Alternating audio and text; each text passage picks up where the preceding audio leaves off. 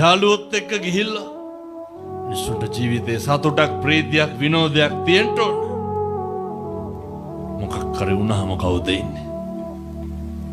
කවුරුවත් නැහැ පින්නතුනේ. මම ඔය බන්ධනාගාරවල බණ කියන්න යනවා. අවුරුදු 21 22 කොල්ලෙක් කියනවා හාමුදුරුවනේ එළියට ගිහින් මේවා කියන්න. හැන්දෑවේ ගෙදර ඉන්න නෑලු කෝල් වෙනවලු. කාගෙන්ද? යාළුවෝන්ගෙන්.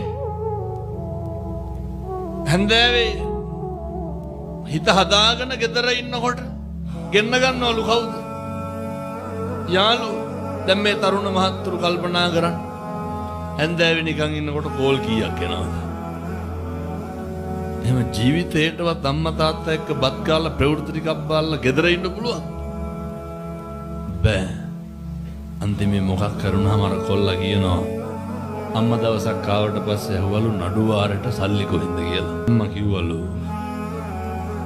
කරාඹු දෙක උකස් තියන්න ගියා උකස මදි සින්නට වික්කා කියලා. කොල්ලා කියනවා හාමුදුරනේ අප හම්බෙලා ගියාට පස්සේ මුළු අම්මගේ තාත්තගේ ජීවිතේ සම්පූර්ණයෙන් ගොඩ දානවා මිසක්කල් අය බීඩියක් සිගරට්ටයක් ඔබ්බොන්නේ නැහැ කිව්වා. ඇයි මොකක් කරේ වුණාම කවුරුවත් නැහැ. ඔය ජීවිතේ දුක් වුණා නම් දුක්ුනේ අපි වෙනුවෙන්ද අම්මා තාත්තා වෙනුවෙන්ද මේ කොහෙවත් නැහැ උන් වෙනුවෙන්ද?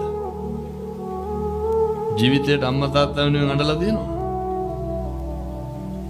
කේන්ති ගත්තා නම් කේන්ති ගත්තේ කවුරු වෙනුවෙන්ද? අම්මා තාත්තා හින්දා. ජීවිතේ අපි හිතලා තියන්නේ අපේ අම්මා තාත්තගේ අනාගතේ මගේ අනාගතේ මේ කොහෙවත් දන්න මිනිස්සුන්ගේ. ඒ හින්දා කාටවත් පේන්න නෙමෙයි.